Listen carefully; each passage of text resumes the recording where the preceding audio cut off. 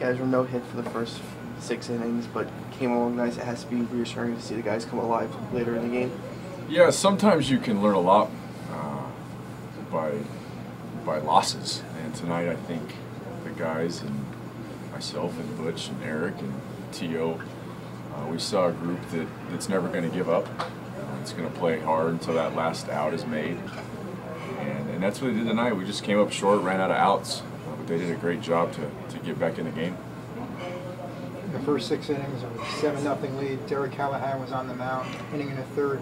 He simply didn't have it tonight, or he just had his number? Yeah, I think it was both. I think it's one of those nights where he just didn't have it, and they came out and were hot for pitch one. And that happens in this game. It won't be the last time that the pitcher struggles. It won't be the last time Derek struggles. The important thing is to not try to go search for what went wrong or what I was doing wrong. He just didn't have it tonight. Just one of those nights. Were there any tendencies that you noticed that maybe command or something? It seemed like they left a lot of pitches over the plate. Yeah, everything was up, and they had a really good approach against him.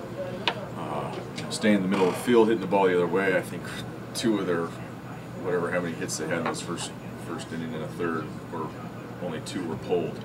Everything else was up the middle the other way. So credit to them, they did a good job. They had a good plan. But every once in a while you run into a game like that where no matter what you do, they just have your number, and you kind of try and flush it down the toilet and say, I'll go out and be better my next time. Is it kind of good now that they have a day off, if they could finally relax after this long stretch to start the season? Yeah, I think it's good for them. I think it's been, 10-8, so it's 18 days in a row, plus the couple days we worked out here when we first got up here. So it'd be nice for them to shut their baseball brains off for a day and just relax and kind of get their feet underneath them and head down to Aberdeen and get it going again. Is there any plans to have like a team outing just to relax? No, I like to give these guys freedom to do what they want. Maybe down the road on an off day we may plan something, but these guys, it's valuable time to them because they don't get many. So whatever they want to do, they can go do it and enjoy themselves. When you have an off day like this, when do you start planning for Aberdeen and for that long road trip? We'll start attacking it the morning of.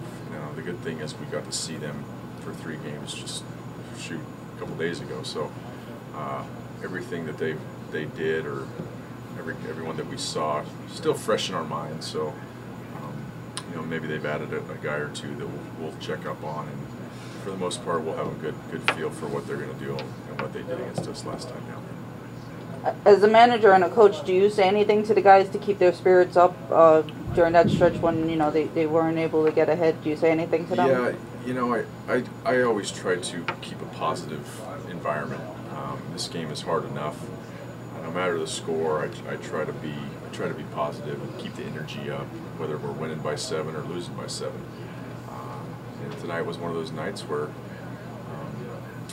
we couldn't hang our heads. Baseball's crazy. Until that last out's made, you never know. And we blew a run early, or a 4-run lead in Tri-Cities a couple weeks ago in the 9th.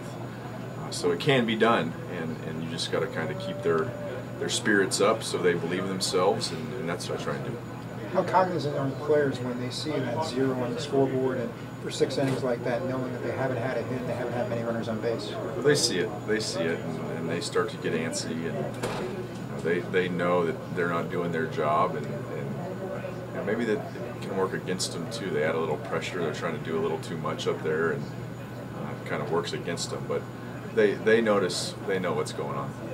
Was today a scheduled off day for Jackson and Estrada? Yes. I went into the series. I was going to let Jackson play 2. He'd been down for 8 or 9 days, so I wanted to get 2 days on and then give him 2 days off, and hopefully he's good to go starting on Wednesday.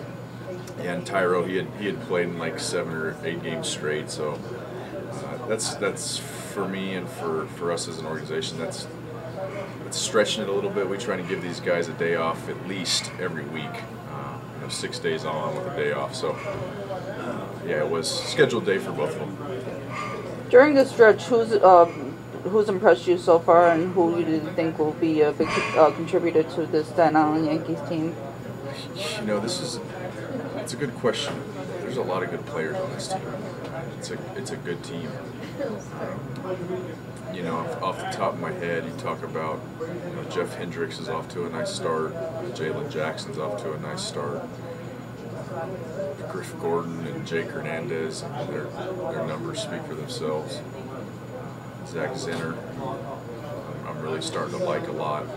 You know, he hasn't gotten to play much early, but he's finding himself in there and doing a really nice job. So a number of these guys are doing a great job. Was there any particular change to the guys at bats, either approach-wise, or were they looking for something that finally got them to get the bats going? It's another funny thing about this game.